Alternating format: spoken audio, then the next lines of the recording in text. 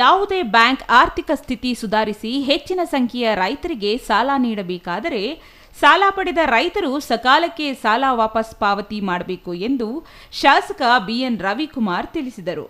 Sidlaghatta PLD bank ಆವರಣದಲ್ಲಿ ನಿರ್ಮಿಸುತ್ತಿರುವ ಅಂಗಡಿ ಮಳಿಗೆಗಳ ನಿರ್ಮಾಣಕ್ಕೆ ಭೂಮಿ ಪೂಜೆ ನೆರವೇರಿಸಿ ಅವರು ಮಾತನಾಡಿದರು. ಸಾಕಷ್ಟು ರೈತರಲ್ಲಿ ಇಂದಲ್ಲ ಮುಂದೊಂದು ದಿನ ಸರ್ಕಾರ ಸಾಲ ಮನ್ನಾ ಮಾಡುತ್ತದೆ ಎನ್ನುವ ಭಾವನೆ ಇದೆ.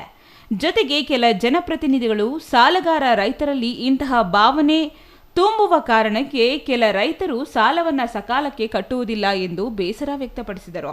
ಬ್ಯಾಂಕ್ ಅಧ್ಯಕ್ಷರು ಸೇರಿ ನಿರ್ದೇಶಕರು ಉತ್ತಮವಾಗಿ ಕಾರ್ಯನಿರ್ವಹಿಸುತ್ತಿದ್ದು, ಹಲವು ವರ್ಷಗಳ ನಂತರ ಸಾಲ ವಸೂಲಾತಿ ಪ್ರಮಾಣ ಹೆಚ್ಚಾಗಿದೆ.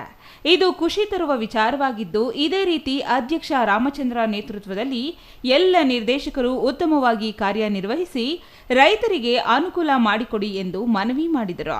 ಸೊನ್ನೇಗೌಡರು ಇವತ್ತು ಹೆಚ್ಚಿನ ಕಾಳಜಿಯನ್ನು ಶಿಡ್ಲಘಟ್ಟ ಕ್ಷೇತ್ರದ ರೈತರ ಪರವಾಗಿ, ಕ್ಷೇತ್ರದ ಪಿಎಲ್ಡಿ ಬ್ಯಾಂಕಿನ ಪರವಾಗಿ ಇವತ್ತು ಅವರು ಹೆಚ್ಚಿನ ಸಹಕಾರವನ್ನು ಕೊಡ್ತಾ ಇದ್ದಾರೆ.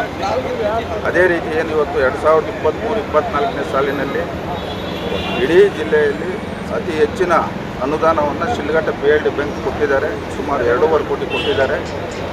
ಇನ್ನೂ ಈ ಒಂದು ವರ್ಷದಲ್ಲಿ ಇವತ್ತೇನು ಮುಂಗಾರು ಮಳೆ ಪ್ರಾರಂಭ ಆಗಿದೆ, ಇವತ್ತು ರೈತರು ಭಾಳಷ್ಟು ಸಮಸ್ಯೆಗಳಿರೋದ್ರಿಂದ ಇನ್ನೂ ಹೆಚ್ಚಿನ ಅನುದಾನ ಕೊಡ್ತೀನಂತ ನಮ್ಮ ನಿರ್ದೇಶಕರು ಹೇಳಿದ್ದಾರೆ. ಮುಂದೆ ಏನು ಈ ಕ್ಷೇತ್ರದಲ್ಲಿ ರೈತರಿಗೆ ಈ ಬ್ಯಾಂಕನ್ನು ಮುಖ್ಯನ ರೈತರಿಗೆ ಒಳ್ಳೆಯದಾಗಬೇಕು, ಈ ಬ್ಯಾಂಕನ್ನು ಒಂದು ಉನ್ನತ ಸ್ಥಾನಕ್ಕೆ ತರಬೇಕನ್ನೋ ಒಂದು ನಿಟ್ಟಿನಲ್ಲಿ ಇವತ್ತು ನಮ್ಮ ಬ್ಯಾಂಕಲ್ಲಿರ್ತಕ್ಕಂಥ ಅಧ್ಯಕ್ಷರು, ನಿರ್ದೇಶಕರು ಏನು ಎಲ್ಲರೂ ಹಿರಿಯರಿದ್ದಾರೆ. ಇವತ್ತು ಈ ಕ್ಷೇತ್ರದ ರೈತರ ಬಗ್ಗೆ ಹೆಚ್ಚಿನ ಕಾಳಜಿಯನ್ನು ವಹಿಸಿ ಕೆಲಸ ಮಾಡ್ತಾ ಇದ್ದಾರೆ. ಬ್ಯಾಂಕ್ ಅಧ್ಯಕ್ಷ ದಿಬ್ಬೂರಹಳ್ಳಿ ರಾಮಚಂದ್ರ, ಹಿರಿಯ ನಿರ್ದೇಶಕ ಬಂಕ್ ಮುನಿಯಪ್ಪ, ಶಾಸಕ ಬಿಎನ್ ರವಿಕುಮಾರ್ ಅವರಿಗೆ ಮನವಿ ಸಲ್ಲಿಸಿ ಪಿಎಲ್ಡಿ ಬ್ಯಾಂಕ್ ಈಗಿನ ಕಟ್ಟಡ ಶಿಥಿಲಗೊಂಡಿದ್ದು, ದುರಸ್ತಿಗಾಗಿ ಶಾಸಕರ ಅನುದಾನದಲ್ಲಿ 10 ಲಕ್ಷ ನೀಡಬೇಕೆಂದು ಮನವಿ ಮಾಡಿದರು. ಜೊತೆಗೆ ಹನುಮಂತಪುರ ಬಳಿ ಹಲವು ಸರ್ಕಾರಿ ಇಲಾಖೆಗಳಿಗೆ ನಿವೇಶನ ನೀಡಿದ್ದು, ಅಲ್ಲಿ ಪಿಎಲ್ಡಿ ಬ್ಯಾಂಕ್ಗೆ 1 ಎಕರೆ ಜಮೀನು ನೀಡುವಂತೆ ಈಗಾಗಲೇ ಮನವಿ ಮಾಡಲಾಗಿದೆ. ಜಮೀನು ಮಂಜೂರು ಮಾಡಿಕೊಡಬೇಕೆಂದು ಮನವಿ ಸಲ್ಲಿಸಿದರು. ಬ್ಯಾಂಕ್ ಆಡಳಿತ ಮಂಡಳಿಯಿಂದ ಶಾಸಕ ರವಿಕುಮಾರ್ ಮತ್ತು ಯಾಲವಾರ ಸೊನ್ನೇಗೌಡ ಅವರನ್ನು ಸನ್ಮಾನಿಸಲಾಯಿತು.